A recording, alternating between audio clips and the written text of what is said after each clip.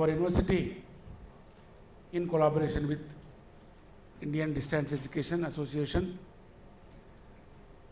and also Association of Indian Universities, we are holding two important academic events for these coming 3 days. And this is the international conference and most relevant theme relevant to the present day context, equipping the unweak empowerment through knowledge, technology and skills. And this conference will continue for 3 days. As part of this conference, we are also holding a important roundtable meet of Open Universities of Vice Chancellors of Open Universities of India and also Directorates of Distance Education of regular universities from tomorrow and day after tomorrow. These two important academic events will be very significant in the coming years of ODL in our India. So now I request our conference secretary and director of GRADE, Professor G. Ramareddy Research Academy of Distance Education, which is part and parcel of our university, will present us about the conference in brief. Honorable Vice Chancellor and President of the inaugural function of the International Conference, Professor K. Sitharam Rao Garu, Vice Chancellor Dr. B.R. Ambedkar Open University, today's Chief Guest Dr.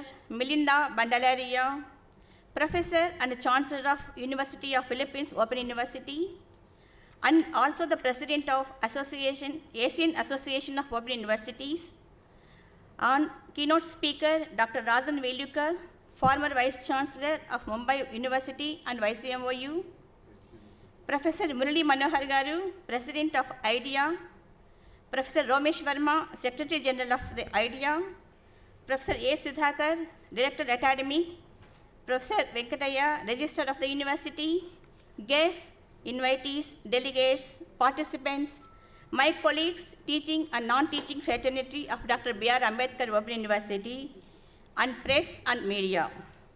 It is my great pleasure to be here to welcome you, Dr. B.R. Ambedkar Open University, the first Open University of India, for the spectacular event, the inaugural of International Conference on Equipping the Unequipped, Empowerment through Knowledge, Technology and Skills. On behalf of the university and on my own behalf, as the Secretary of the conference, I would like to extend a warm welcome to you all. We are honored this morning by the presence of Dr. Melinda Bandalaria, a distinguished scholar and a dynamic leader of ODL in Asia. Madam, I thank you for being here as the chief guest of this inaugural function. We have another distinguished guest with us, Professor Rajan Velukar, today's keynote speaker. Thank you, sir, for accepting our invitation to deliver the keynote address. At the outset, I would like to thank our Vice Chancellor, Professor K. Sitharam Rao Garu, the brain behind the idea of holding this international conference in collaboration with Indian Distance Education Association. I would like to thank him for creating this great intellectual forum and shouldering the responsibility on GRADE, that is G. Ramareddy Research Academy of Distance Education. Sir, with your bold decision, constant support and encouragement, today we could able to assemble distance educators, researchers, intellectuals from various parts of the country and the world at our premises. We all must accept that ODL is one of the most rapidly growing modes of education. The promotion of open distance and learning over the years has been an historical necessity. Apart from developing alternative channels for planning human resource development, the shift of focus of international apex bodies like World Bank, ADB, and the efforts of UNESCO and COAL, all this resulted in promotion and development of open and distance education, and learning. In the context of changing worldwide ODL scenario, India makes its own distinctive contribution recognized by one and all. Keeping in view of the ongoing debates and developments, Dr. B.R. Ambedkar Open University, in collaboration with Indian Distance Education Association, is organizing this international conference to bring different institutions and individuals engaged in various activities related to ODL within and outside India to share and interact with each other on various issues of mutual concern. The conference reflects on different issues, ideas, strategies, methodologies by identifying appropriate tools necessary for improving the system and making it more relevant to suit to the needs of the society. The theme is divided into 6 sub-themes, focusing on some of the emerging issues relating to access, equity, and quality in open and distance education, use of new educational technologies and methodologies, new teaching learning approaches and services, new HRD policy frameworks and leadership models, collaborations and networking, continuous research and innovations, standardization processes, skilling, new generation values, and creative ODL applications, etc. Apart from these sub-themes, there will be 2 plenary sessions dedicated to a great stalwarts of Indian distance education. In one session, we are organizing Professor G. Ram Reddy Memorial Lecture, and Professor G. Ram Reddy is the father of Indian distance education and the founder Vice Chancellor of this university. Professor Vayunandan, Vice Chancellor of ICMOU, will deliver a memorial lecture. And the second plenary is dedicated to Professor Bakshi Singh, and Professor V. Venkaya Garu, former Vice Chancellor of Krishna University, will be delivering a lecture on this session. We are also organizing a roundtable on Women in Distance Education Network, that is WIDEN, where we have the women panelists to discuss about the women and the research in distance education. So altogether, we have received around 115 research papers to present in 12 sessions. This conference is expected to throw light on recent developments and suggest a national ODL policy framework, identify the strategic roles to be played by the ODL institutions in implementing the right to education, skill development, and ensuring equity and accessibility. I hope you will enjoy your stay in Hyderabad, which is known for its cosmopolitan culture, a city with a history spanning more than 400 years. Hyderabad has worn many royal hats in the centuries gone by. Once the largest princely state of the country, Hyderabad now is the capital city of the newborn Telangana state. Telangana, the 29th state of India, was formed in June 2014 with Hyderabad as its capital. In the last 4.5 years, Hyderabad has emerged as the destination for investments in the fields of innovations, information technology, and skill knowledge-based industry. A global second home to giants like Amazon, Google, Apple, and Uber, almost many others. Hyderabad in the recent years has been the bustling breeding ground for most innovations and entrepreneurial activity in the country. The city has created a holistic environment with a dedicated entrepreneurship facilities and also has set up a robust infrastructure, both physical and technological. The city's universities, research institutions, tech parks, and numerous corporate headquarters also contribute immensely to make Hyderabad one of the biggest and the most efficient IT hubs, not only in India, but also in the world. This environment, I feel, suits best to the theme and objectives of the conference. Professor Milinda Dela Pena Bandalaria, Chancellor and Professor, University of Philippines Open University, and the President of Asian Association of Open Universities, and today's chief guest, Professor Rajan Velukarji, very senior academician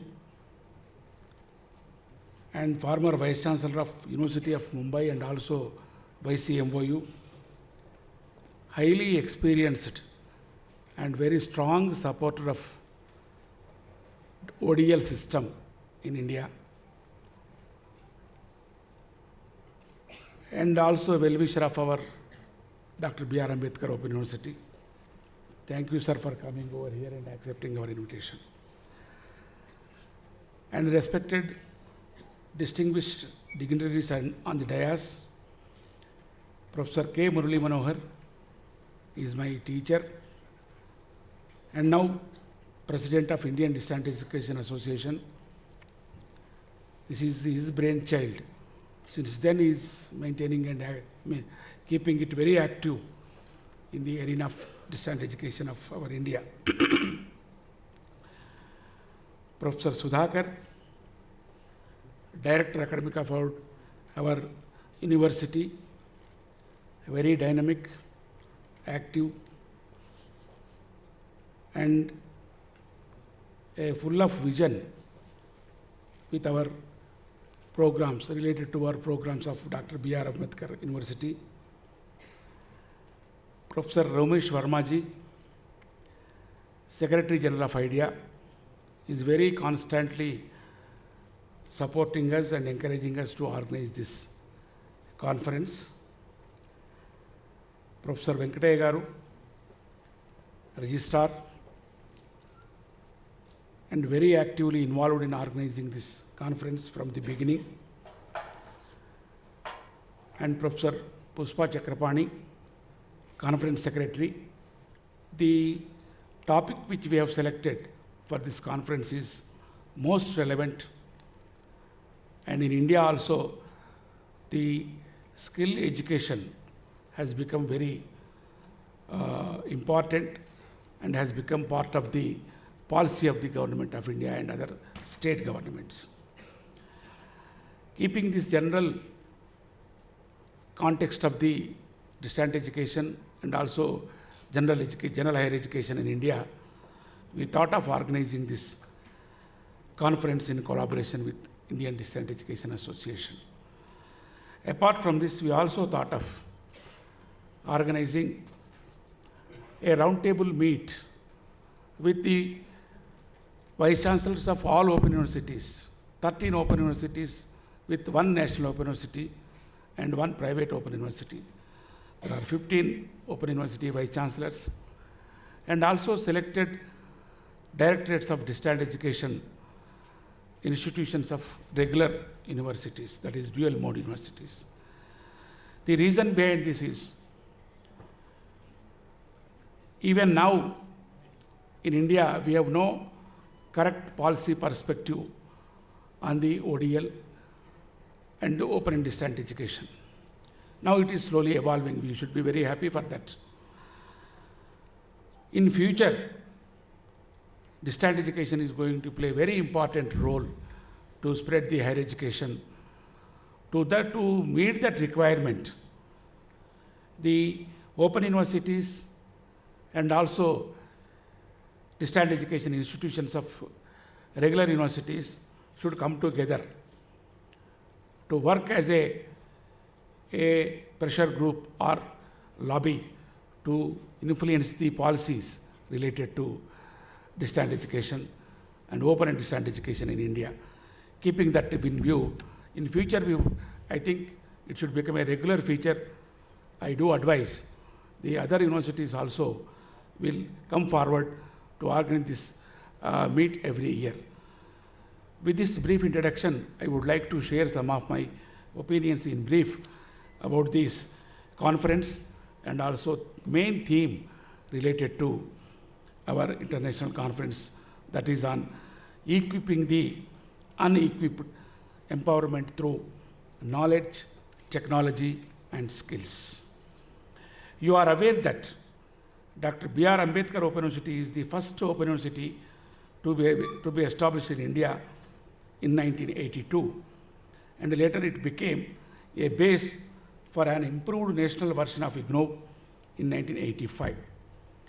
While establishing these universities, a thorough fact-based probe has been made to examine the working of correspondence courses in institutions, the earlier version of the Open University and distance learning institutions worldwide also. After a thorough debate on various issues covering the whole gamut of ODL system, ranging from criteria for flexible student admission to a reliable evaluation system, curriculum aspects, learner-centric and improvised effective teaching learning systems and methods, the use of appropriate technology, pro-learning environment and learner preparedness, strong student support services, quality assurance, continuous research and evaluation, etc., has been taught, and within the limitations of time, space, and money, a best model has emerged and put into practice. Since then, much water has flown under the bridge. As several experiments were made, the debate is still on. The present conference is also a part of such ongoing exercise, and precisely due to this reason, Dr. B.R. AOU now provides a platform to a galaxy of academics and practitioners of ODL to discuss the ongoing agenda of empowering the unreached, uncovered, and unequipped people who were hitherto neglected. They need to be empowered with relevant knowledge, technological competencies, and necessary job-related skills. Since a national educational policy is emerging now and a nationwide debate is going on the policy framework, we are meeting here at the right time to collectively contribute our ideas, our experiences, and our creative outlook to further strengthen the policy framework of ODL. I am sure that during the next 3 days, we will be able to throw much light on various methodological and technological issues and concerns, and suggest practical solutions to the emerging problems in the context of our socio-cultural, economic, and environmental conditions. I personally feel that all of us need to focus more on various policy measures needed to ensure equity and equality of opportunities at all levels. Accessibility to educational technologies, improved learning materials, constant institutional guidance and support services, innovation in teaching learning process and systems, improving choice-based credit systems to suit to the ODL environment, student evaluation methods, HRD issues, research and innovation, and so on. All these issues need to be focused perfectly as part of our discussions. Apart from national and state level policies, we need to have our own internal institutional policies on various aspects. I had just now pointed out and implemented it with commitment of purpose. In the process, we need to answer several questions, elaborate what is actually needed, have a thorough introspection of what has been done and pinpoint our failures, make a rehearsal of our success stories, and come up with suitable alternative strategies, models of sustainable development, and best practices. The main theme and the 6 sub-themes identified for conference provide a wide canvas to have a thorough multi-range base for discussions and offer solutions to the problems and issues now we are facing in the ODL system. I am happy to find a large number of talented young researchers who present here with their papers and various sub-themes and experts drawn from various fields make this 3-day academic event a most successful and fruitful exercise to remember. I am sure you will all enjoy the presentations and live discussions and also the affectionate hospitality of our staff at every level. And also I request if there are any deficiencies from our side, please excuse us and adjust with us. I look forward for your active participation and favorable response to all our academic endeavors. I wish the participants all the best and grand success to this great academic event. Addressed by Professor K. Murali Manohar, President of IDEA. Dr. B.R. Ambedkar Open University has hosted IDEA conference in 1996, and now we are meeting here to discuss one of the most important current themes on open and distance learning. At the outset, I would like to profoundly thank the Vice Chancellor, Professor Sitharama Rao, and his entire team for having taken the responsibility of hosting the conference and also inviting all of us here to provide an opportunity to meet and share our ideas and experiences. We have assembled here mainly to discuss the issues relating to how to equip the unequipped, how to serve the unserved, how to cover the uncovered or leftover student population, how to help them compassionately so as to equip them with relevant knowledge, technology, and skills. Despite the phenomenal growth of open and distance learning in the country, all of us are aware that we are still lagging behind to reach the desired targets, and there is a downward trend. It is unfortunate. There is a downward trend over the years in enrollment of women, students from remote areas, and backward classes. There is a gradual decrease of programs and number of courses offered, modernization of curriculum and teaching learning materials not up to the mark, absence of evaluation and research in most of the universities offering ODL programs, and quality component is not on priority list. And help from apex bodies, especially at the central and state level, is almost diminishing over the last several years.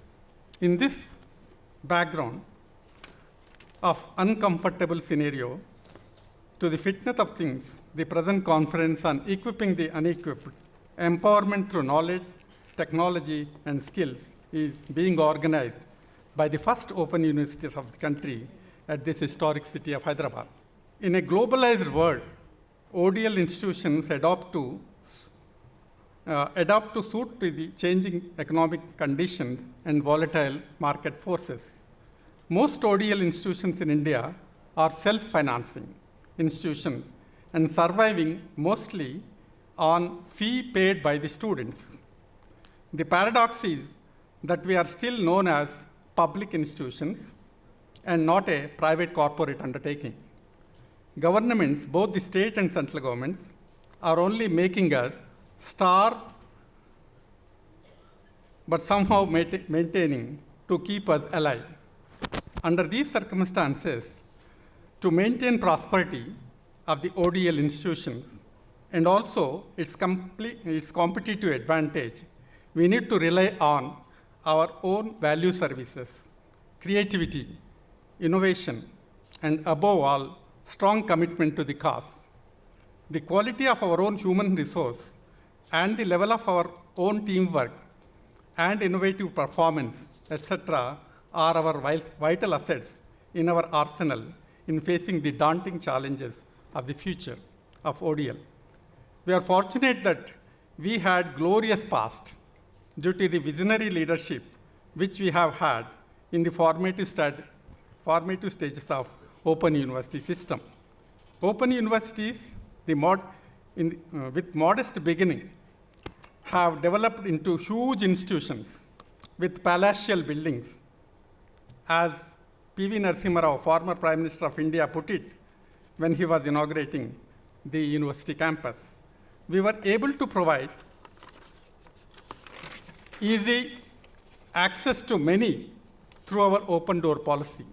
A host of people with a variety of backgrounds, age groups, across occupations, who actually lost hope of educating themselves have benefited from the alternate model of education for all. They overcome all barriers and challenges to study themselves away from their teachers to pass the same kind of examination as the formal on-campus students undergo with the teaching learning facilities all at their disposal to acquire career and social status and improve their qualifications. These are hallmarks of quality, competence, and self-respect of our clientele who are shown their spirit of tenacity, morality, and a determination to succeed through their relentless endeavor. Invariably, this is the spirit of a distance learner, and we should feel happy to learn lots of things from them. Despite learner being in high spirits and ODL system is being accepted widely by the society, we still feel, surprisingly, frustrated and isolated. But why? Why it is happening like that? Why it is happening in the ODL system in this particular country? It may be because there is still, there is fall in intake, especially for whom we are actually meant for. Fall in number of programs and courses, slow or unsuccessful reviewing or updating curriculum, learning materials, use of appropriate technologies, and adoption of new or multi-modes of delivery. Neglect of research and fall in overall standards and student outcomes. It may be shocking to know many reputed institutions once upon a time became uneconomical, offering only 1 or 2 programs. Many institutions are being run by 1 or 2 faculty members, and so on. Open universities are no exception to it. Whom shall we blame for all of this? Of course, we can blame the governments, and most conveniently the political system, for not giving us funds and sanctioning faculty positions. Blaming apex bodies for not providing development funding and imposing restrictions on our programs and so on. These are, no doubt, true. But the most crucial of all remains that we may also have to blame ourselves for not keeping pace with the changes that are taking place outside our institutions. In course development, not keeping ourselves updated, not bothering about innovations and adoption of best practices, and not focusing on research and evaluation. There is an urgent need now to look back and also look forward and look at ourselves to improve our own things for a better ODL system in the country. As an idea man, I feel ashamed of it for being totally helpless. Coupled to this kind of state of affairs, the national and state governments have created a state of uncertainty in this country.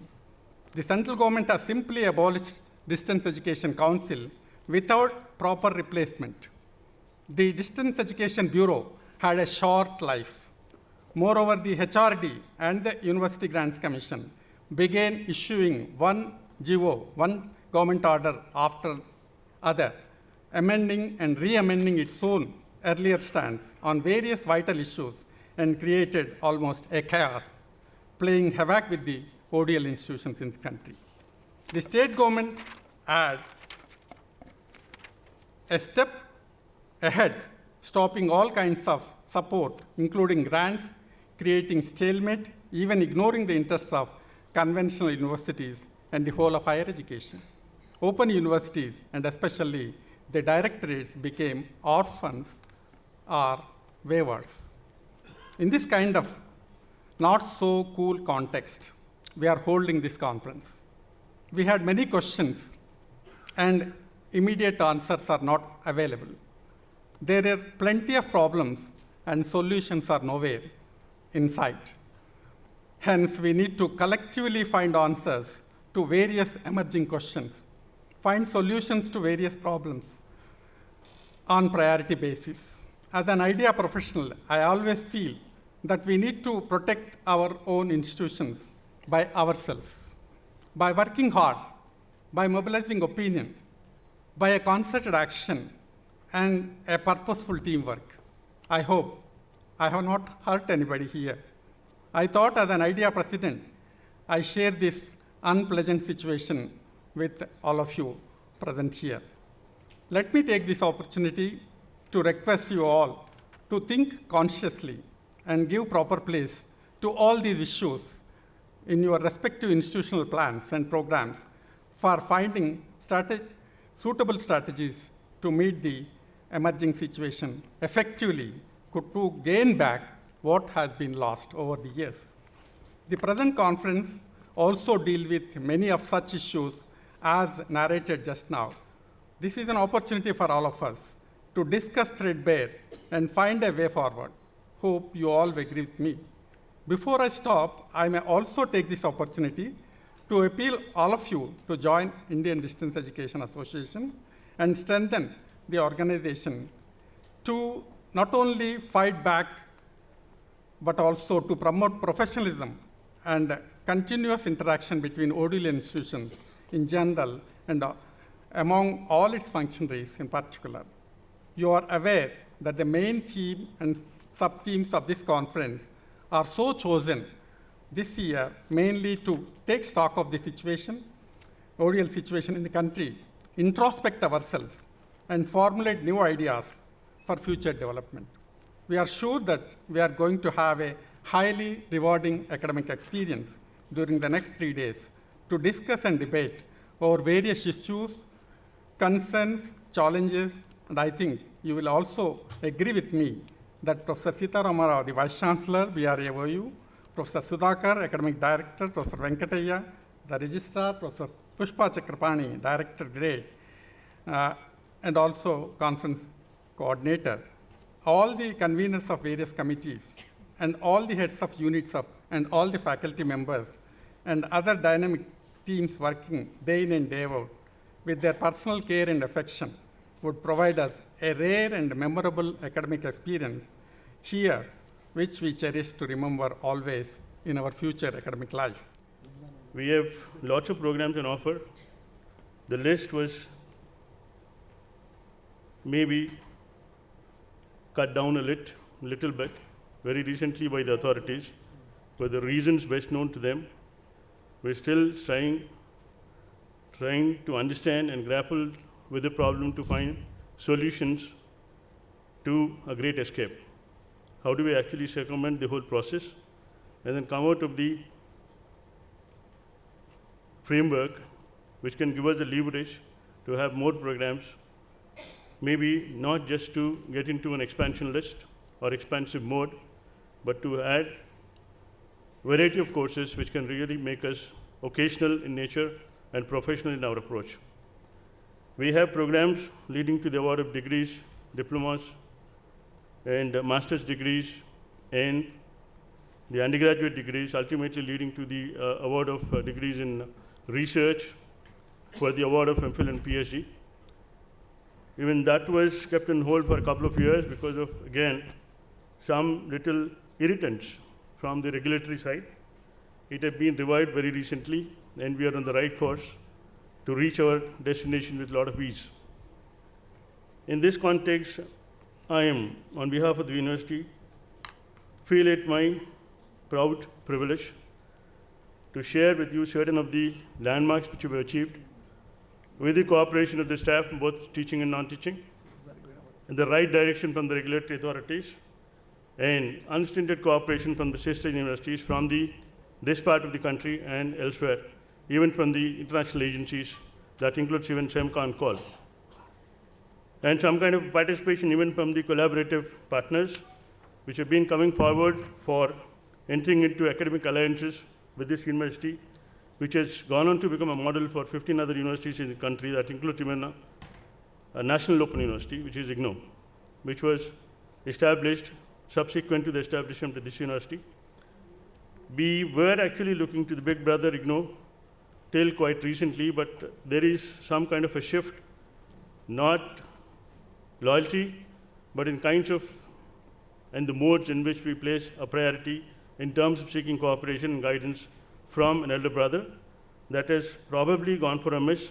We would like to come back to the original terms of discourse in terms of academic exchange between National University and the Open Universities at the state level.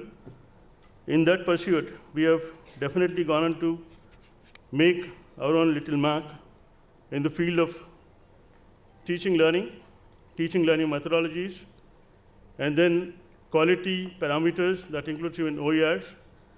I should congratulate Professor Pushpa Chakrapani, who is the local conference secretary for this 3-day event, for having been probably a participant, learning a lot of things at Philippines University during the same time last year. She was there for a month, and she has acquired the requisite skills. I am sure she is able to teach many of us the nitty-gritty of OERs and all the other things. Thank you so much. And then we have a policy in place as far as OER is concerned. We'll come up with a lot of dimensions of MOOCs very soon at this inaugural of a 3-day event jointly organized by Ambedkar Open University and IDEA, Indian Distance Education Association, whose representative just spoke to you for a couple of minutes a little earlier. I thank Dr. Melinda de la Pena, Bandeleria, who has come from a long distance, facing all the hardships of travel, long haul, from Philippines to Hyderabad. Thank you very much for making it to this event, madam. Thank you. She has probably all the 3 facets of a good teacher, which is teaching, research, and extension. She has a lot of things to her credit. I think I'm too little to elaborate on that. I will just try to give you the glimpses of her achievements in around 3 important domains: teaching, research, and the community-oriented activities, which we collectively call a kind of an extension in the life of a teacher. She is presently the Chancellor and Professor at University of the Philippines Open University, President of Asian Association of Open Universities, and we are indeed honored by your presence, madam. Thank you so much. And her education is naturally the ultimate academic degree called Doctor of Philosophy. Her major field is development communication. The coordinate is sociology, again at the University of Philippines. Last born was 2001. Master of Science in Development Communication again. And then let me not tell you anything about the bachelor's degree, it's in the same domain as well. And the awards are too many. It's a long list. She is a recipient of many awards. And the beauty of the receiving so many awards as recognition of her own services in the chosen domain is in the consecutive years, right from 2009 to 17, she has been in receipt of a lot of awards. And that should go on to motivate many of us to at least look up to you for some kind of a motivation and kind of an inspiration. And that develops, probably ignites a lot of curiosity among at least the fellow colleagues to achieve, if not the heights as you have achieved, but at least to think of those and dream of those things. And dreaming is not a bad business, dreaming is good, provided you practice it. And then research and development and the community service, she has, I think, performed every role in these activities: research, development, and community service. She was a chair for many Asian Massive Open Online Courses MOOC Steering Committee in 2016. Presently, she holds that position. And she was a project leader for enabling the University of Philippines Open University for Mission RA 10650. This is Open Distance Learning Act, and strengthening its position as a leader in ODL in the region. She was also a project description manager, project leader for many, and she went on to become project leader for business analytics, which is the thing today. And then madam has the past engagement, which are very, very, in a way, for most of us, it should be a matter of pride. She was in the public community service for a long time. She designed a certification program in child rights and protection of the massive open distance learning mode of instructional delivery system in her own country.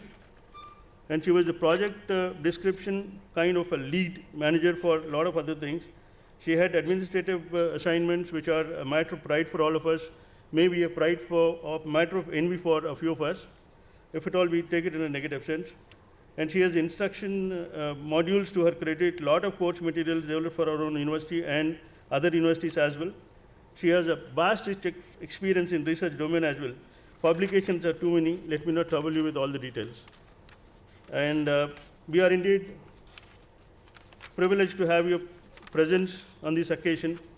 She is also indirectly reason and responsible for evolution of our OER policy and repository of our university, because our great director went to Philippines for 1 month fellowship. She studied OER on OER there, and in that way, after coming over here, we have developed with the help of SEMCA and other institutions, Calcutta Open University, and then Professor V.S. Prasad. We have developed our own OER policy and repository. Thank you, madam, for that. In a way, you are also great well-wisher of our Open University. And for this opportunity to share my thoughts on your conference theme, Equipping the Unequipped, Empowering Through Knowledge, Technology, and Skills, which for me is a university social responsibility. So as introduced, I am the Chancellor of the Open University in the Philippines. We are the only national university in our country, and we are also serving as the President of the Asian Association of Open Universities until December 2019. My message for this morning is a reflection centering on the conference theme, basically focusing on the following topics. Who are the unequipped? What are the strategies that we can do to equip the unequipped? The challenges to Asia, because while we are focusing on our respective countries, I guess it is but natural and responsible enough for us to also think of our region and what we can do to address the challenges in our region. More importantly, given this conference theme and the responsibility, what will be our role as open universities and the role of national and international or regional cooperation? So it's more of a reflection, a journey towards that reflection, which I hope all of us will be able to undertake as we go through all these subtopics. Now, when we talk of the unequipped, we looked at those individuals who lack the necessary items, tools, or skills. But what makes an individual unequipped? Is there such thing as an individual can be equipped and empowered all the time? Or will there be occasions wherein we can feel that we are unequipped? And therefore, what will now be the role of us open universities? Now, what makes an individual unequipped? The first thing that came to mind is we are now living in a fast-changing world of life and work. We often hear of the term the 21st century skills or the 21st century requirements. Now, if we are to look into these 21st century requirements, we are looking at the three categories of skills: the learning skills, the literacy skills, and the life skills. Under the learning skills, we can also think of critical thinking, creativity, collaboration, and communication. Under the literacy skills, we can think of information, media, technology, and under the life skills, there are flexibility, leadership, initiative, productivity, and social skills. When we think that we are living in a 21st century, there is this expectation that we have to possess all these skills. Now, there is this question: do we have all these skills? Do our students, or are we teaching our students these skills so that they will be able to be relevant and be productive in the 21st century requirements?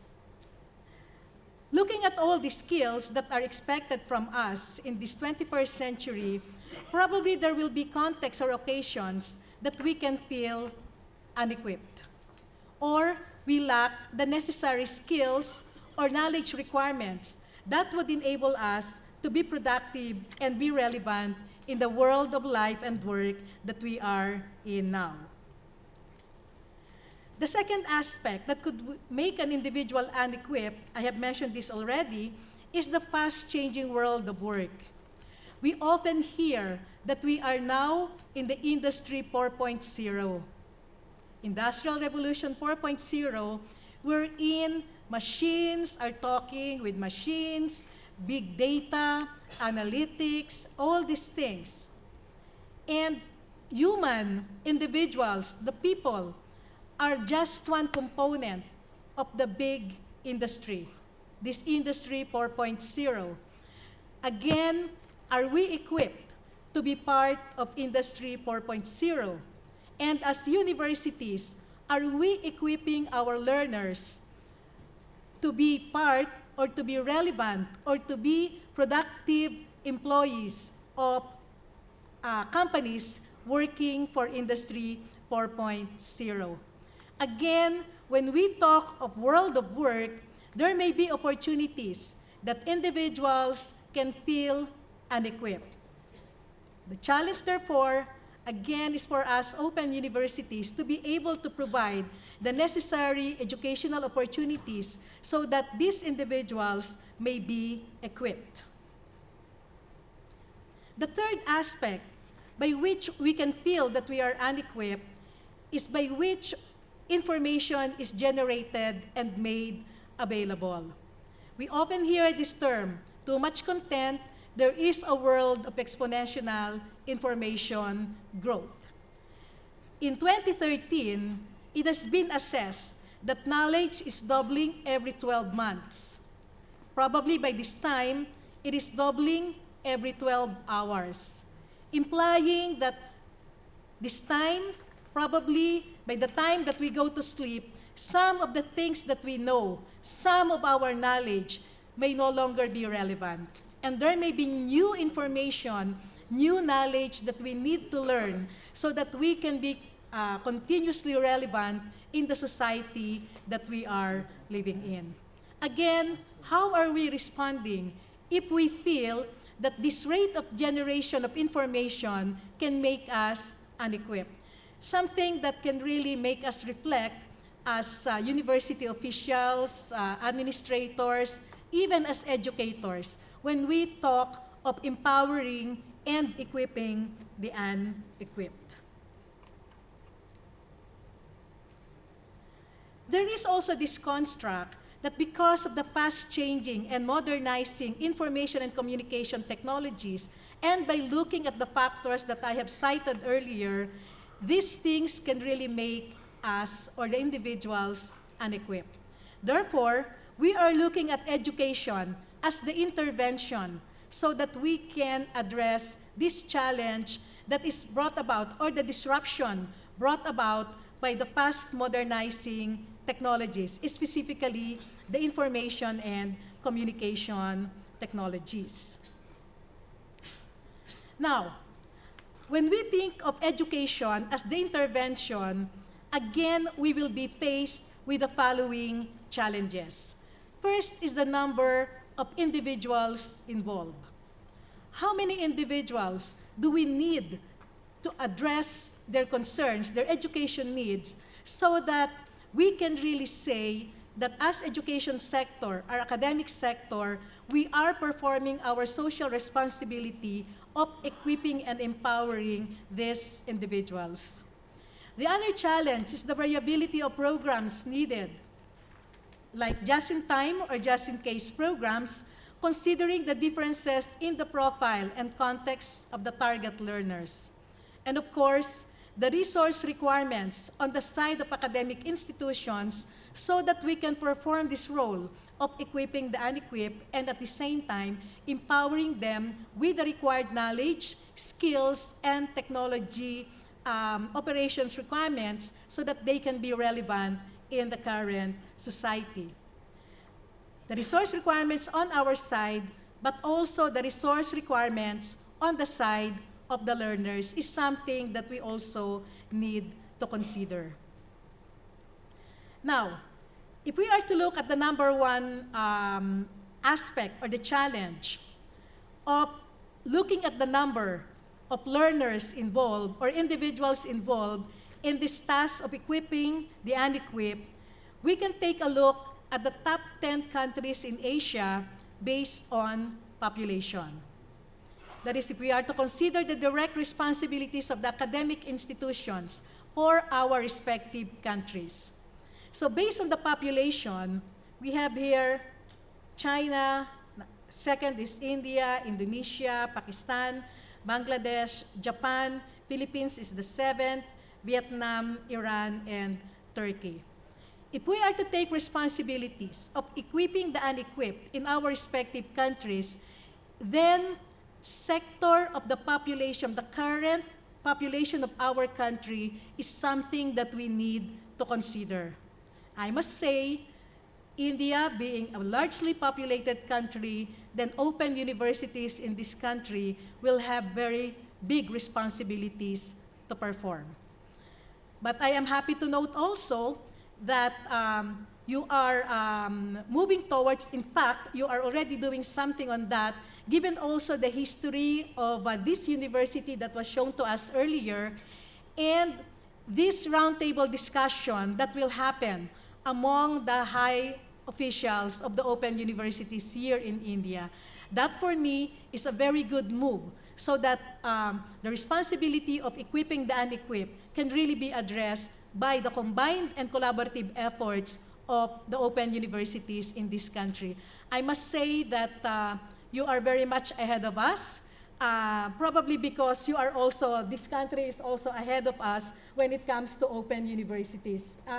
Looking at the history of this university, you're the first, right, in India, and there are also big open universities here. Then I can say that it's your action in terms of having a collaborative and combined efforts to address the needs of your population is very, very timely.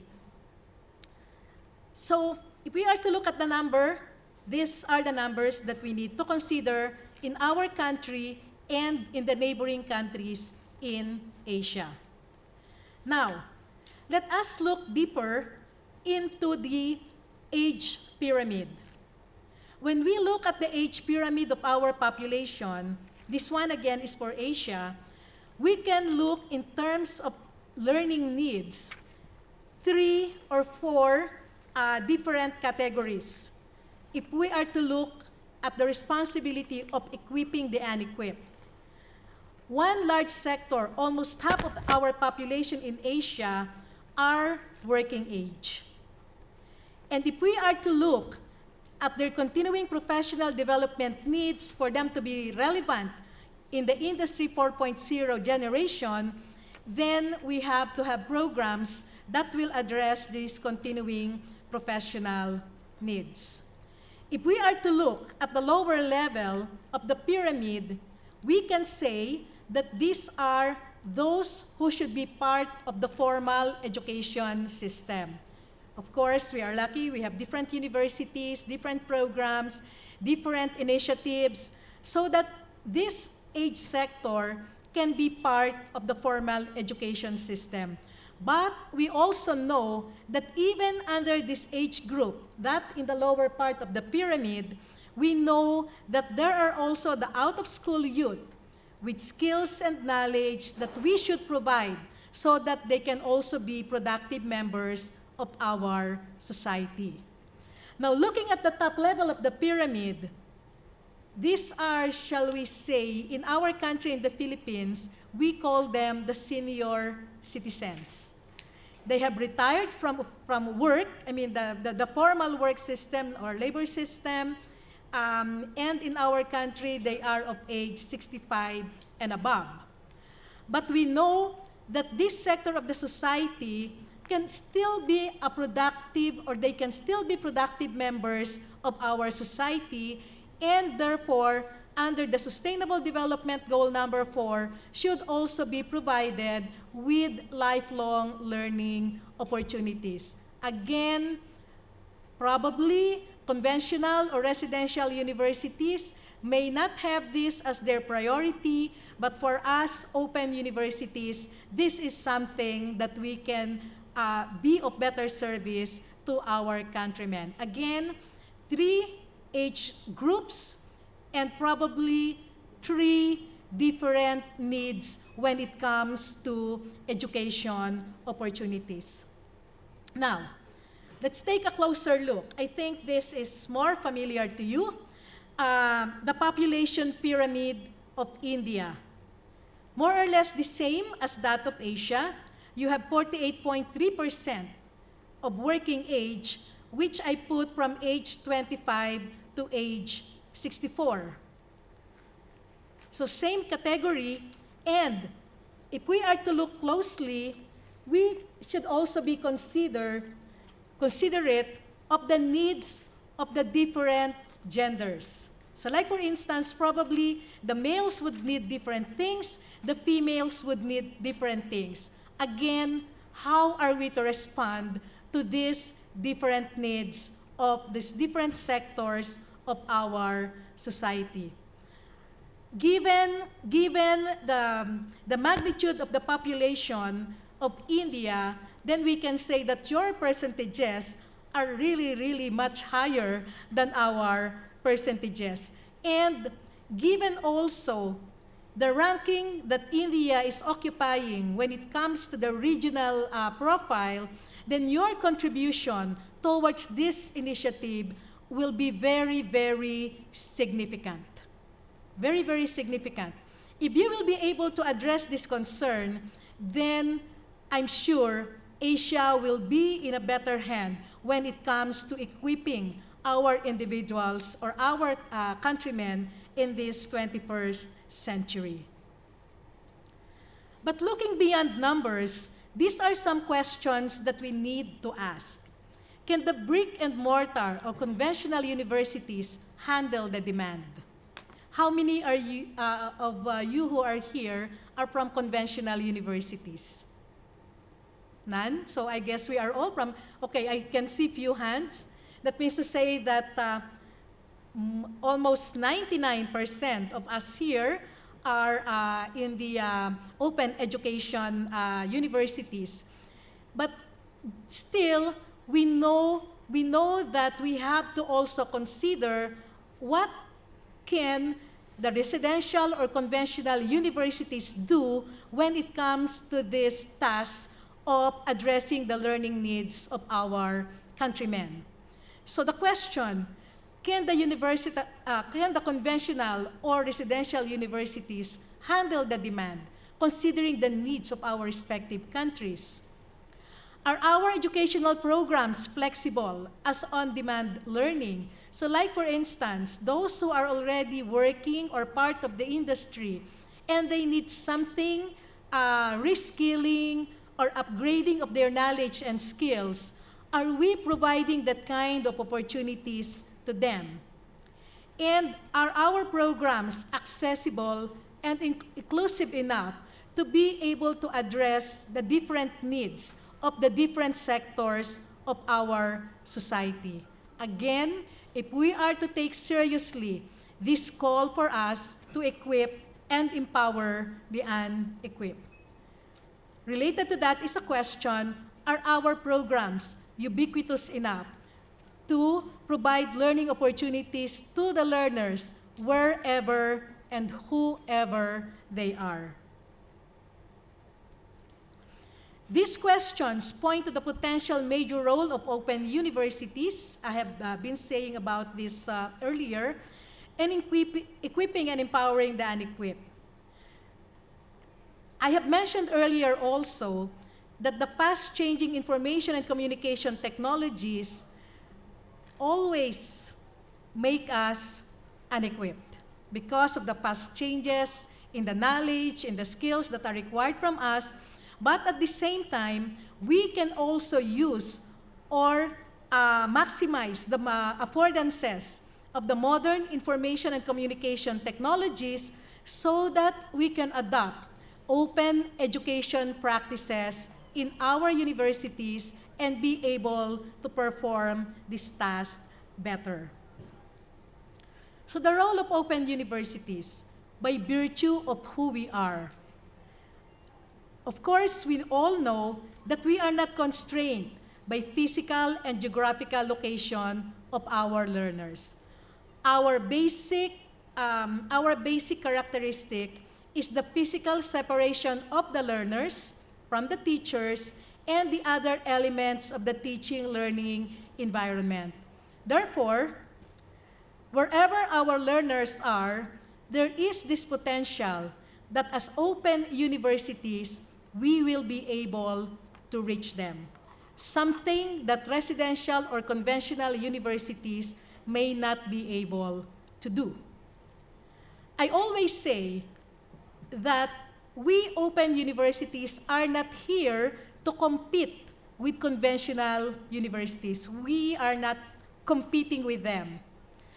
We are in the area where they cannot be.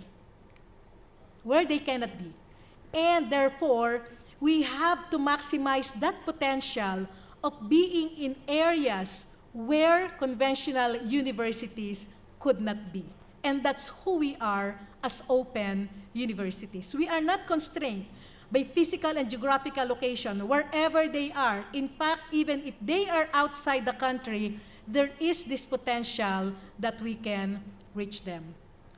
Open universities are also structured to address the increasing mobility of lifelong learners, which I think is increasing in number now. There's no more such thing as learners staying in one location for a very, very, very long time. There is always that possibility that our learners will be transferring locations. And probably with the kind of educational system that we have now, it will be very, very difficult for that learner to be able to transfer the credits of what he or she had learned from a residential or conventional university unless there is a national policy that would address that. So, increasing mobility of lifelong learners, again, open universities, we are structured to be able to address that increasing phenomenon. We are also structured to be technology-driven. Even the first generation of open universities or distance education universities, correspondence school, printed materials, telephone tutorials. So all these things are driven. The generations of the implementation of distance education are driven by technology and whatever predominant technology is being used at the time that we are implementing the distance education programs. So like for instance, we started with printed materials. Now we are into the network technologies, the internet, the online learning. We can combine these technologies. We can focus on one technology. But the thing is, open universities are structured to be technology-driven. We are not constrained by whatever technology there is. We are more structured to adopt relevant and accessible technologies relevant to us and especially relevant and accessible to our learners. When I talk of access, I'm talking of probably two major things. One is the physical access to the technology, and second is the skills, or shall we say three, the skills required to use the technology and the cost to access technology. So when we talk of access, these are the three things that we need to keep in mind. So when we talk of a technology-driven educational program for our respective universities, access by our faculty, by our people, our staff, but more importantly, access by our learners is a very, very important consideration. Again, we, open universities, are structured to adopt open education practices. Earlier, our Vice Chancellor Rao was mentioning that this university already put in place the policy on OER. I can salute you, sir, that for the very short duration from the time that Professor Pushpa came to our university, and then now you were already able to put in place a policy on the use of OER.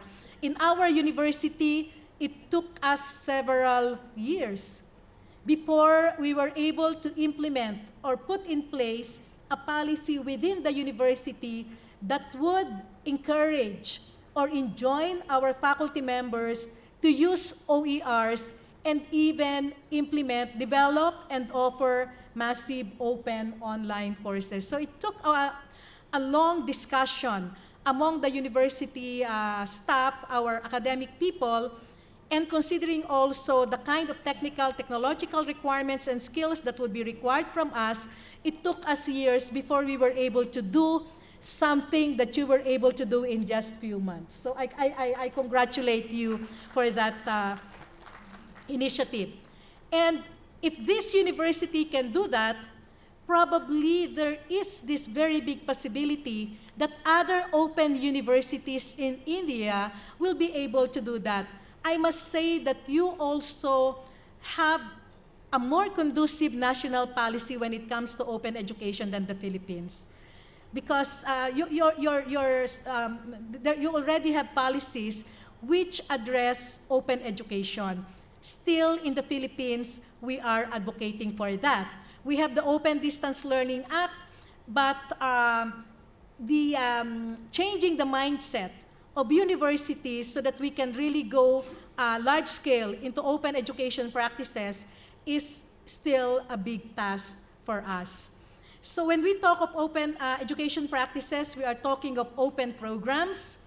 Why not have programs? I think you already have programs that can be completed with not much admission requirements, probably also no fees on the part of the students, and also using open educational resources like open textbooks, open data, so all these things. Probably it's just a matter, again, and I hope this can be one of the discussions that can be taken during the roundtable discussion tomorrow, is how we can propel our open universities in this country to move towards this direction and really be able to do our parts in providing educational opportunities to our people. So I put here, it is relatively easier for us, open universities, to develop and offer courses that can be on demand, depending on the current needs of the target learners. Whatever their profession is, whatever will be the demand of their work environment, then I strongly believe that open universities are in a better position to address those learning needs. It is also possible for us to implement or offer programs, flexible curriculum, characterized by multiple paths, bridges, and pathways.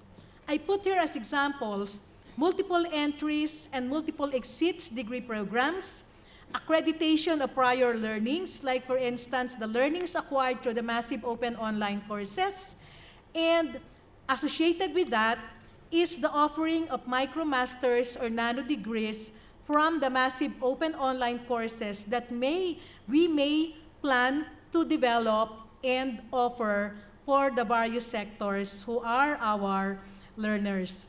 So in our case, what we have for the Philippines is that from the graduate diploma or certificate, you will seek admission or apply for admission to a master's program. But along the way, you may opt to exit to a certificate or graduate diploma degree. You don't need to complete the whole master's program. So the student is given the option to exit at a different level lower than the master's degree. Then probably given or perhaps following a national competency framework, we can develop curriculum that are flexible enough so that our learners will be able to get degrees following this multiple exits and multiple entries framework or model of curricular programs. Again, one of our role, and by virtue of our structure of who we are as an open university, we can accommodate lifelong learners.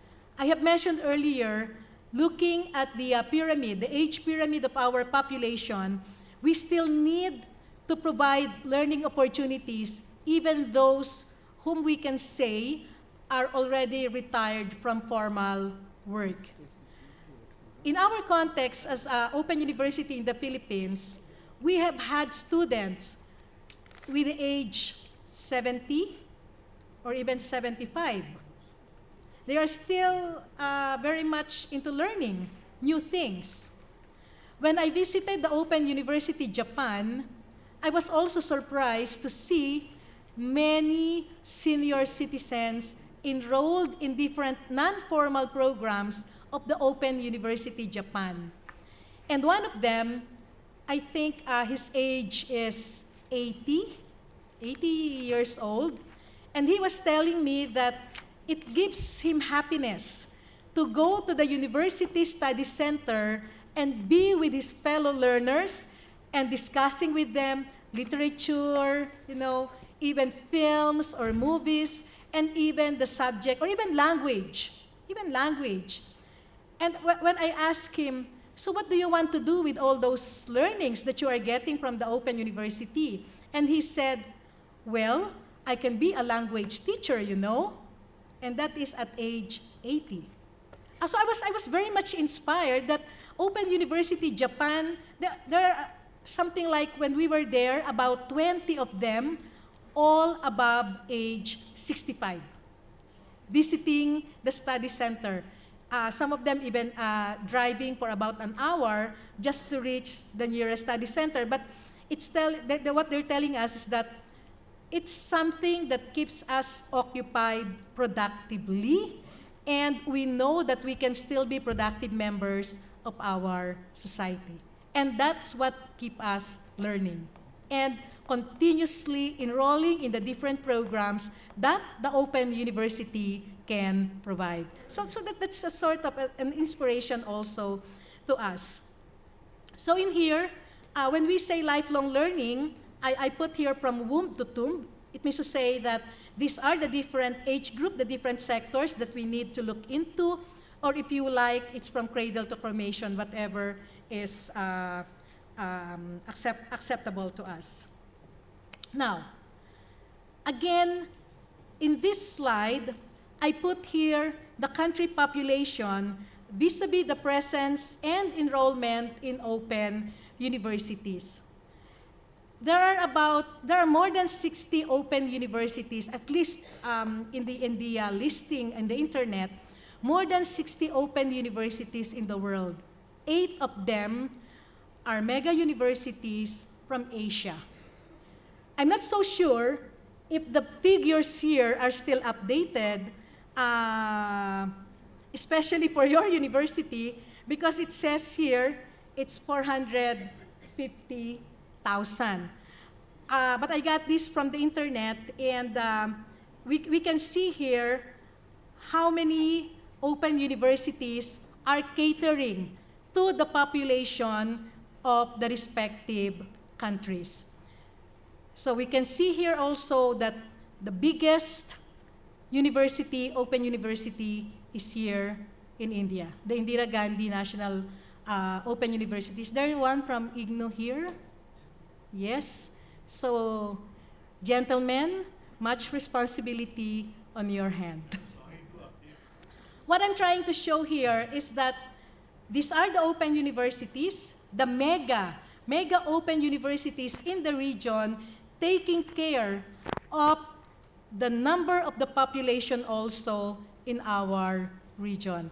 And that's how big our responsibilities are as open universities. So the figures will change, definitely.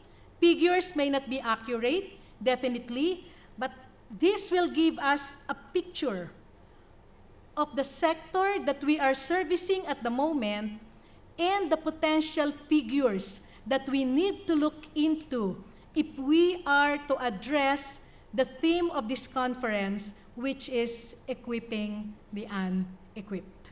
Okay?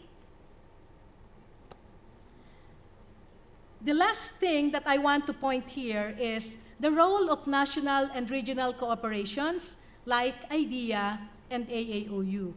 So when I received the invitation to speak to this conference, I also got to know about IDEA. I was sent the brochure about this association, and I am happy to note that we have this idea. There is this intent to work together as one towards a common vision of who we are and what we can do as distance education institutions. I put here, this is a challenge that I think we can consider, like the possible implementation of the Bologna-like process for credit recognition or credit transfer, including MOOCs. This is already happening in other countries, that universities join together so that they can credit the learnings acquired through open online courses. Like 6 universities signing agreement that they can credit, cross-transfer credits, those learnings acquired through various mechanisms, including the massive open online courses. This is also something that I hope we can push through under the Asian Association of Open Universities. So if we are to look at the process which happened in Europe, it's really a European credit transfer system, the elimination of remaining obstacles to the mobility of students and teachers. This is something that we really need to address. We may call it with a different name. Definitely, we need to call it with a different name. But I guess the idea of mobility, especially the mobility of the credit transfer, should also be considered seriously. The implementation of standard quality assurance framework to facilitate program and course accreditation system. This is very much related to the first item that I discussed for the transfer credit system.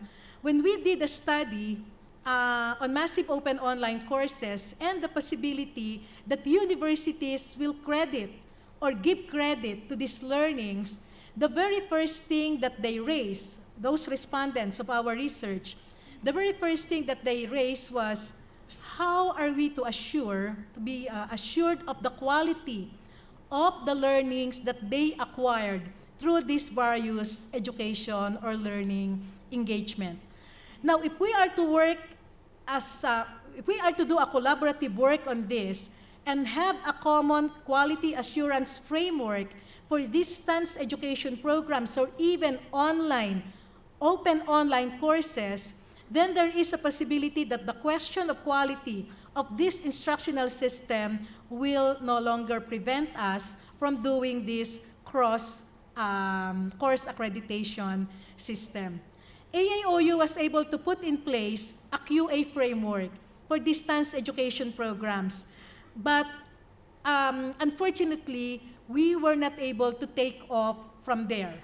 So we need, from the quality assurance framework that we have now, what will be our next step? And the next step is for us to implement this QA framework and be able to say that among open universities in Asia, our online or distance education programs, we have a common QA framework, and we can say to the rest of the world that our distance education programs are quality programs because of the QA framework that we all accepted to be of quality, the standard of quality for our programs. We can also explore on the joint curricular development to address the common needs for lifelong learning programs or cross-enrollment system. I cite here the example of our master's program on ASEAN Studies. So it's about the Association of Southeast Asian Nations, the ASEAN member countries. And in this program, 5 open universities work together to develop the curriculum and to develop the learning materials. So we were able to put in place a certificate, graduate certificate on Asian Studies and a master's program on Asian Studies with the contribution from Vietnam, Malaysia, Thailand, and Indonesia. So this is one model by which open universities can work together to develop programs, curricular programs of common interest, and also develop learning materials that will serve the needs of the various learners, our learners, and also be exposed to the regional challenges that we are facing today. We can no longer be operating in silos. We have to go for collaboration and cooperation. I also put here, again related to the other points that I have discussed, the integration of open courses like the massive open online courses for the granting of MicroMasters certification or nano degrees. It's now being done by the big MOOC providers like the Coursera, Udacity, edX, OpenLearn. Why not in Asia? Why not here? Why can't we do the same and be able to address the specific learning needs of our countrymen? So under the AAOU initiative, we have the Asian MOOCs portal, wherein member institutions who are offering MOOCs, we can provide a better, wider exposure by putting these courses in one landing portal, and that's the Asian MOOCs portal. At the same time, we have made available the Asian MOOCs Learning Portal. So like for instance, there are member institutions who do not have a learning management system, but very much interested in offering massive open online course, then the Asian MOOCs Learning Portal is available to that university so that they can offer their own massive open online courses. I am hoping that our member institutions from India would take this opportunity to actively participate in this AAOU initiative. This year, we have just approved during the last meeting of the executive board of AAOU, the implementation of the QA framework. We have done research on that.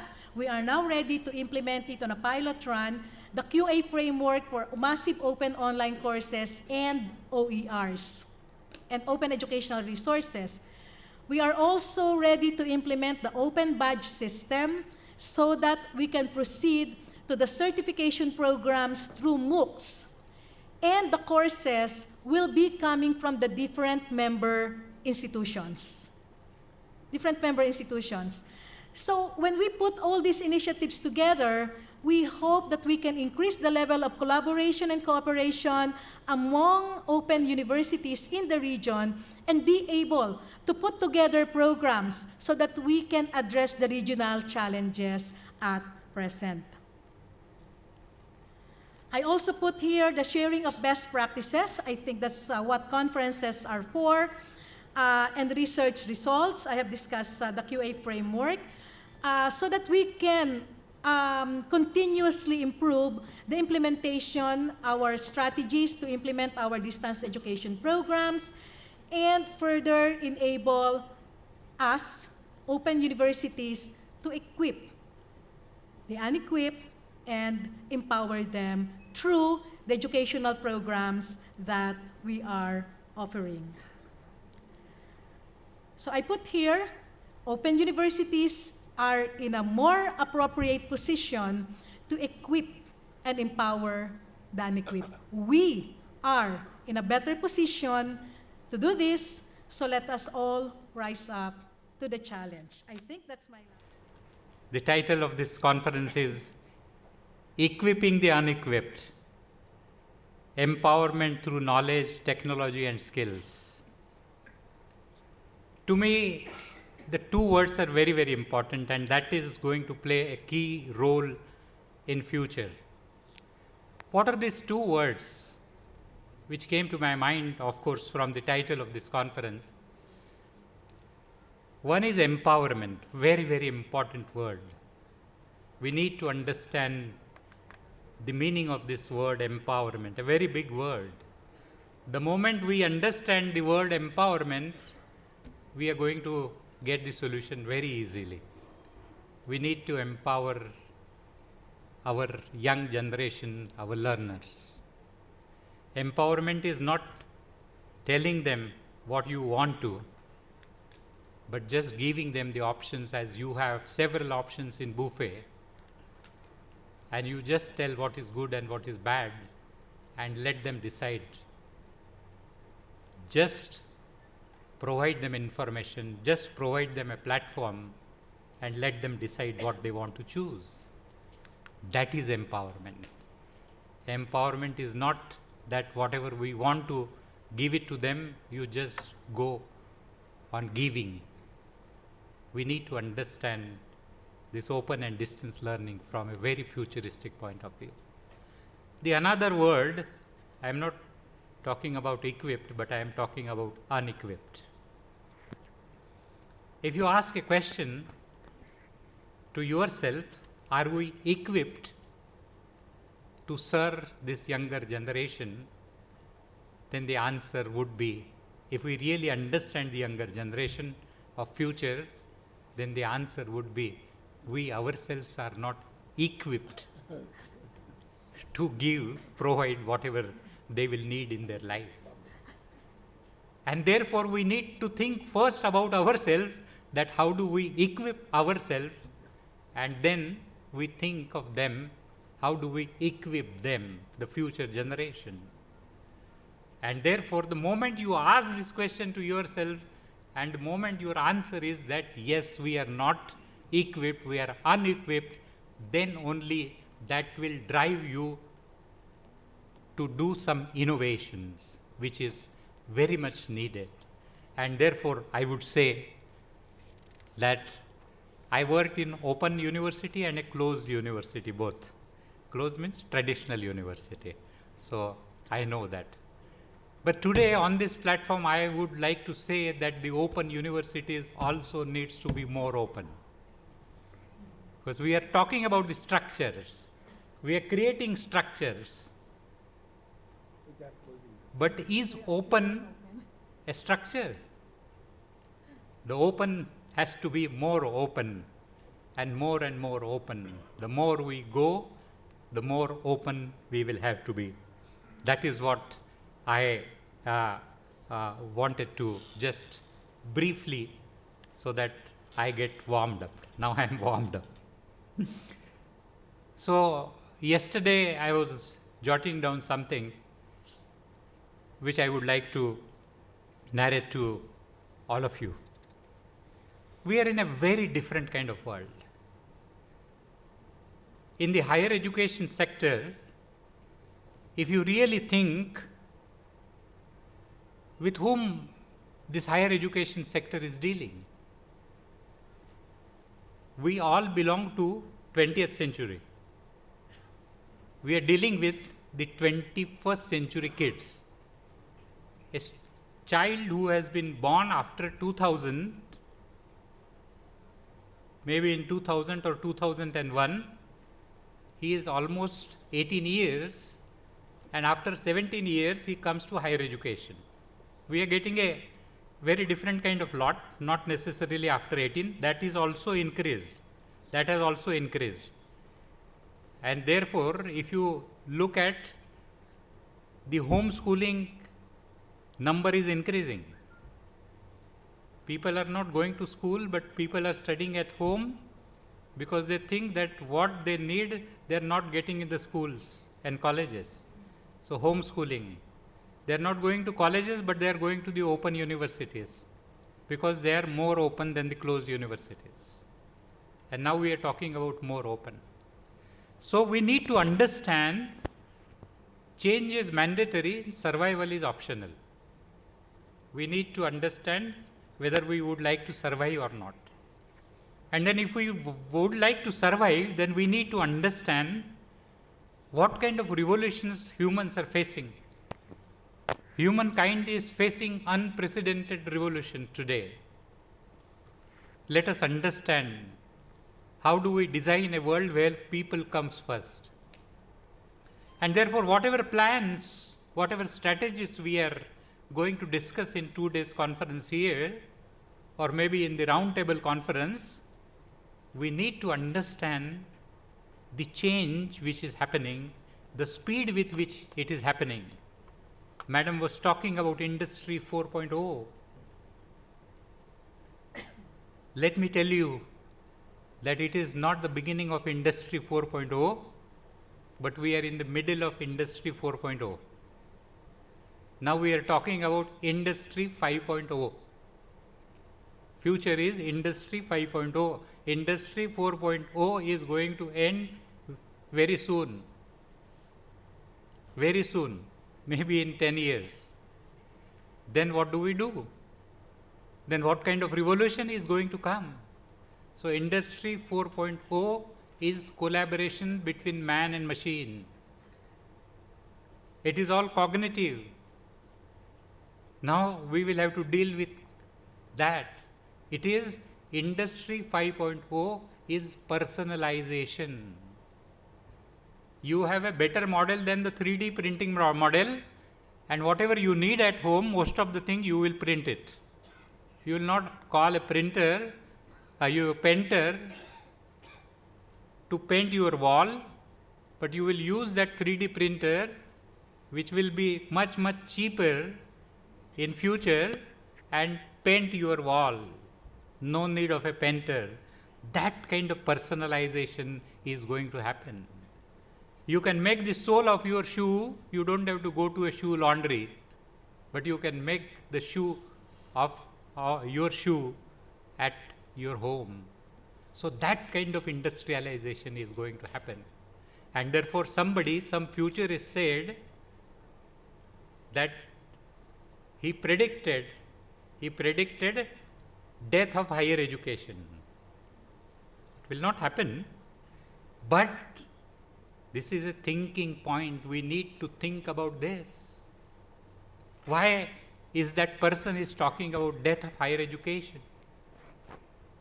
So McKinsey is talking about only 23% of the engineers are employable.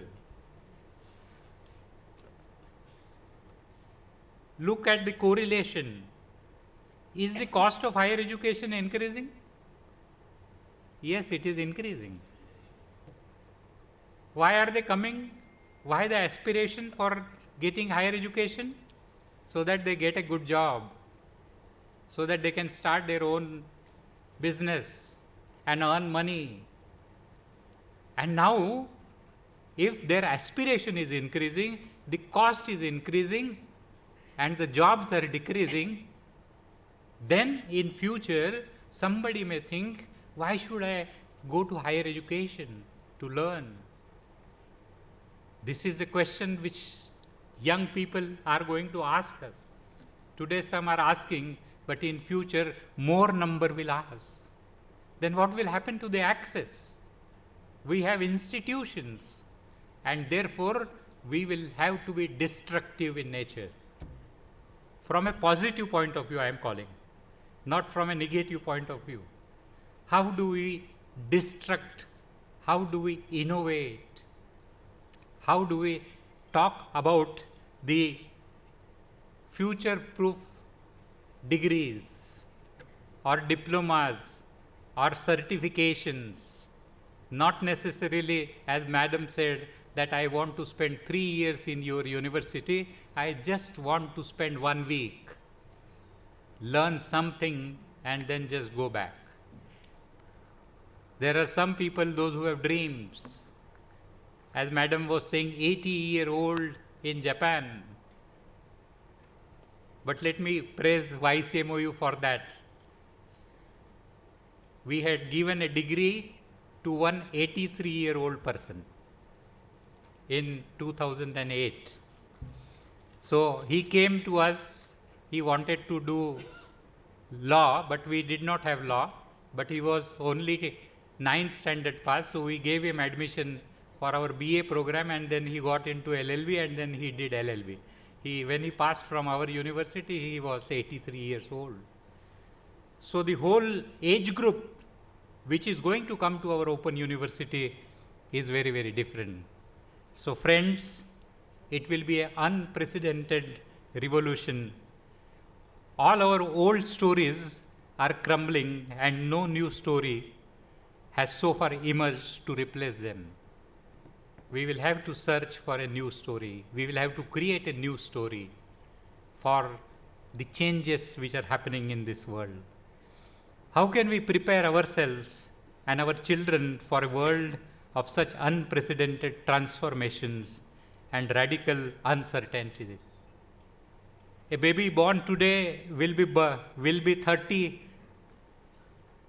something in 2050. If all goes well, that baby will be around in 2100, that is 2100, and might even be an active citizen of the 22nd century. You can imagine, he is going to the 22nd century. What should we teach that baby that will help him or her survive and flourish in the world of 2050? Don't think of today what we need to do, but we need to think of that, because our universities are going to survive for years together.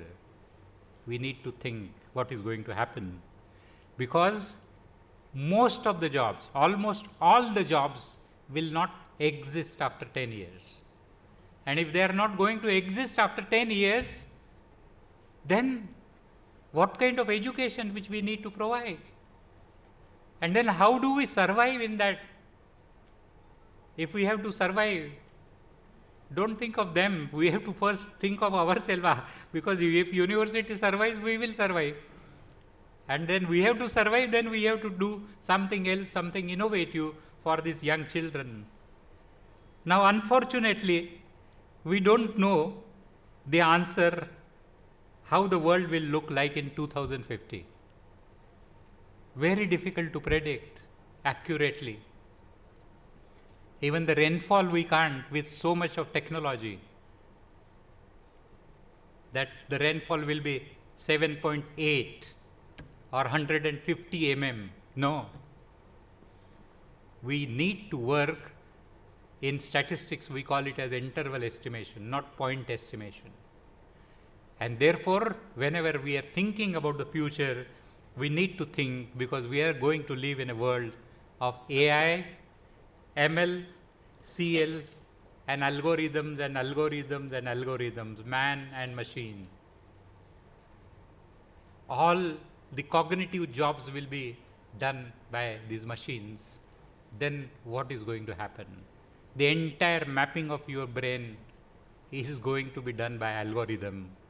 And that algorithm can predict how you are going to behave after 10 minutes. So machine will control. And if machine is going to control, we need to understand what needs to be done. There is a difference between past and now. In 1500, even if people were dying out of plague, even then they used to predict that after 50 years people are going to do farming only. They are not going to change. But today, we cannot predict what kind of jobs will be created after 5-10 years. We don't know what is going to happen in 2050. And therefore, the only skill which needs to be taught to all the young people, and we need to learn, and that is of intellectual alertness to understand the future. The only skill we all will need, and that skill is nothing but intellectual alertness. All bioengineering and direct computer interfaces are going to be more dominating in our society. We need to understand that. We need to understand internationalization also.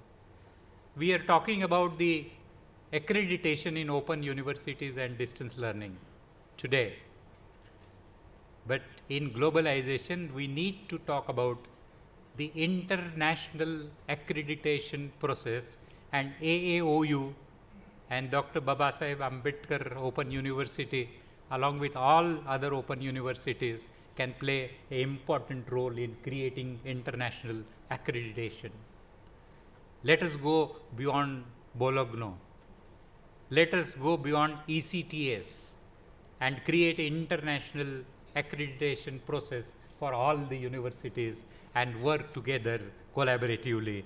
That is going to help, because unless and until you go transnational, you are not going to survive. You are not going to survive. Maybe one course is taught in Philippines, the other course taught by somebody else in Malaysia, the third course is taught in India. That kind of collaboration will be needed. Full-time faculty concept is eroding, and therefore, what is the solution to this? The solution to this is only the quality, and quality includes understanding the future. Now, how do you bring the quality? You need to create a culture. I will talk about the culture. How do we create the culture, and what kind of culture needs to be created? Friends, why higher education is under fire across the world, whether it is Harvard, Yale, Stanford, everywhere people are talking, because even in the Harvard, the industry is saying whatever they want, they are not going to give 100%. And if that is the situation of Harvard University, we can understand what our situation is. We need to understand from that perspective. In our country also it happened. In 1995, accreditation process came. It was voluntary, then it was mandatory, and now for all the traditional universities, they made it mandatory in 2010. Now for all the open universities, it is mandatory, whether you like it or not. You have to go for assessment and accreditation. Then you ask a question, why do you do for assessment and go for accreditation? Answer to that is, don't go because UGC is saying, don't go because Government of India is saying, go for yourself. Then only you will understand the process of quality, because quality is a process. The moment we understand that quality, we will really understand what needs to be done. Today, we are almost living in a different world.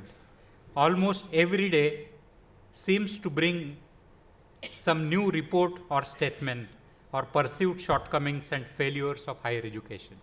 So that accreditation process is also not going to help you much, because that comes after 5 years or after certain n number of years. So that is afterthought, after effects. But every day some report is coming. Every day there is some perspective, some perception is coming in the newspaper. Every day there is a discussion in the parliament. Every day the policy makers are discussing. Every day the parents and the newspaper are discussing about equality.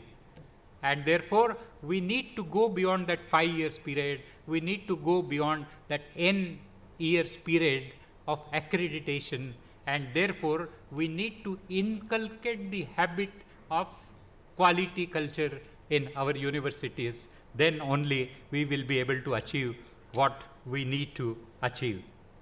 The concerns are broad-based with 4 prominently voices. One is the policy maker, second is employer, third is students, present, prospective, and their families. The fourth is research funding agencies, and there are many other voices which we see in our world. There are 5 major concerns. One is the cost. I did not put my daughter in medical college because she did not get admission in government medical college. She got admission in private medical college, and when I was the vice chancellor, I was not having that much money, and therefore she decided that I will study something else and not go to the medical college. If this is the vice chancellor, then you can imagine what will happen to the poor people of this world. Affordability is a question which we need to address, and open universities is a platform which can offer, and offering higher education at a lower cost. Second is access, third is quality, fourth is productivity, and the fifth is relevance. There are three things which are surviving, and they will survive till the humanity survives. Three issues which will be pervasive all over, and they are economic development. All the time economic development discussion will go on. Second is return on investment. Students are asking ROI. What is the ROI? I am telling you, in most of the second tier engineering colleges, the placement, all 100% are not placed, but whatever are placed, their salary is between 1.5 lakh, annual salary between 1.5 lakh to 3 lakh. An engineer who's spending 7 to 8 lakhs of rupees, getting 1.5 lakh rupees a year. And my maid servant gets 1,56,000 rupees. She is not 10th standard, she was not 10th standard pass. Now she is doing BCom from YCMOU. So this is what. So if I am getting that much amount, why should I become engineer? Maybe a question. My driver is getting 15,000 rupees more than an engineer. Just imagine what is going to happen. Now I am in Nagpur. There is one person who sells that poha. There is a breakfast which he is selling. Poha, everybody understands in Hindi. His everyday earning is 20,000 rupees. Even our salaries are not that much. Once a year he goes for 15 days across to roam in the world. He is not a graduate, and even he is not a 10th standard pass. This is what is happening, and therefore when the jobs machine is going to take jobs of so many people, you understand the pyramid. Only few people will get the job. Those who are good in analytics at the top. What will happen to rest? We need to take care of them.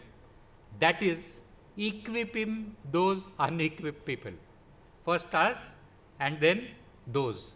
That is actually the meaning, and we need to create that kind of culture. We need to create those kind of programs and courses, whether certificate, even for 1 week, doesn't matter. Don't go into that structure of UGC and AICTs. They're outdated, I'm sorry to say. But someday you have to say, na? When you were getting grant, then now I don't get grant from anybody and I don't need anything from anybody.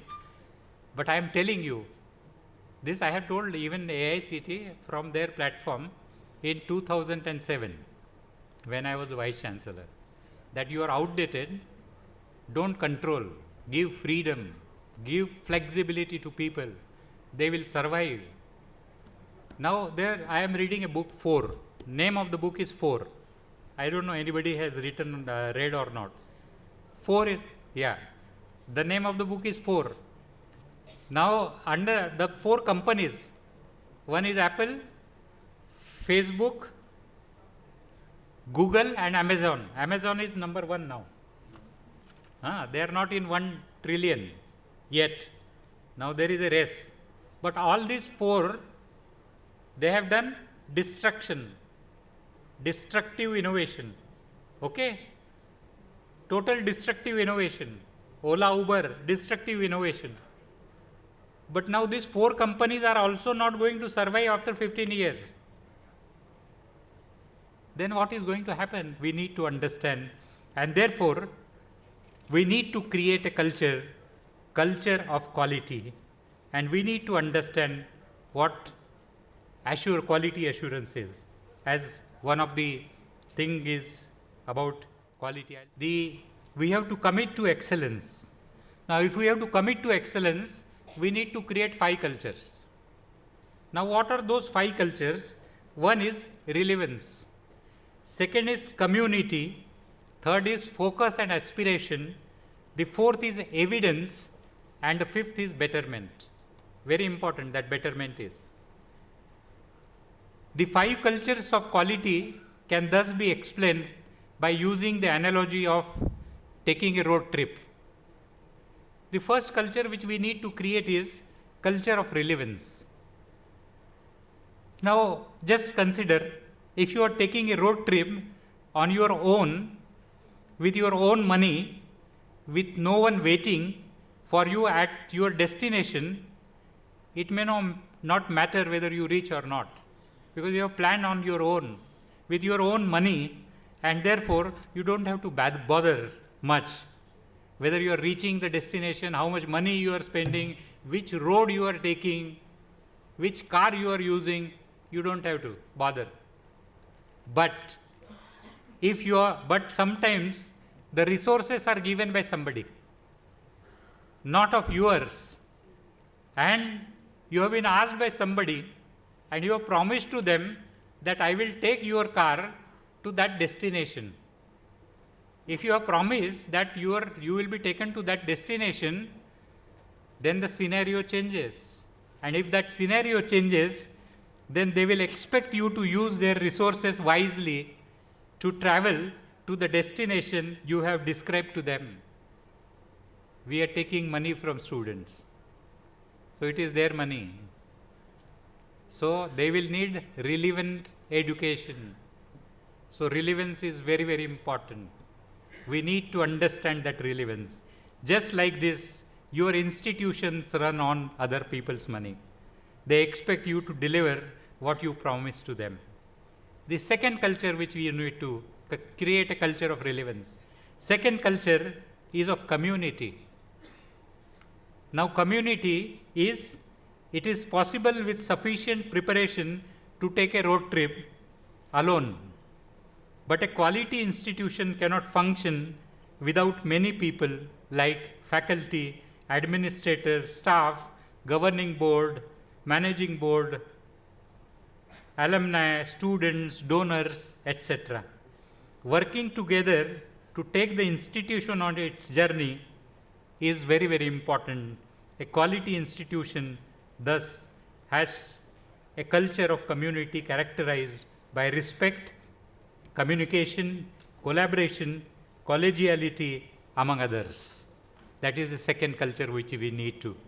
The third culture is focus and aspiration. Planning a road trip begins by knowing your starting point and your destination. You can then use GPS or a paper map to choose the best route to your destination. A quality institute similarly begins its journey knowing where and what it is and where it is going. You can visualize its destination and routes in both broad terms, like a map, that are engaging and compelling to its stakeholders, and in specific terms, like step-by-step directions that provide concrete guidance to the college community. The fourth culture is culture of evidence. I need not talk about this culture in details. If you have to reach a specific street address by a specific time and within your budget, you likely judge your road trip a success if you reach your destination, you reach on time, or at least not so far behind schedule. You reach without spending significantly, and therefore distance, time and money will play an important role, and therefore you have to create a culture of evidence. And therefore we talk about program outcomes, we talk about learning outcomes and not output, and therefore we need to go beyond the output, and that is the outcome. And the last culture which we need to create is culture of betterment. We need to improve, improve and improve. There is a saying which says, improvement is not enhancement. We say our strength has increased, but really did we improve is a question, not enhancement. Enhancement is not enough.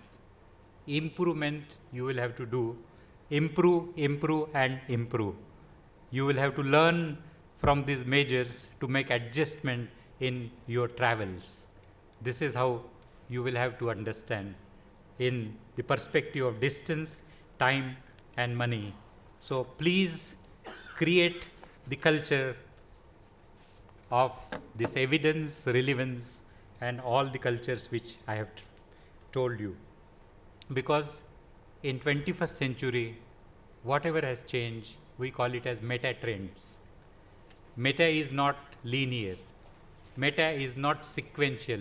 Simultaneously, so many things are happening, and therefore, if you read the chaos theory, where they talk about creating order in disorder, we are in a society of disorders, and disorder is going to happen further, and therefore, in this order, how do we create an order that we need to learn from the universe? If we learn from the universe, then only we will be able to achieve.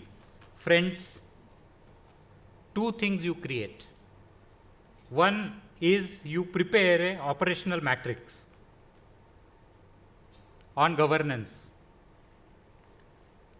There are principles of governance which you will be talking in the different sessions. But for these principles of good governance, you need to create a operational matrix where you will write the principles first, then requirements, then action. How do we achieve that and monitor that?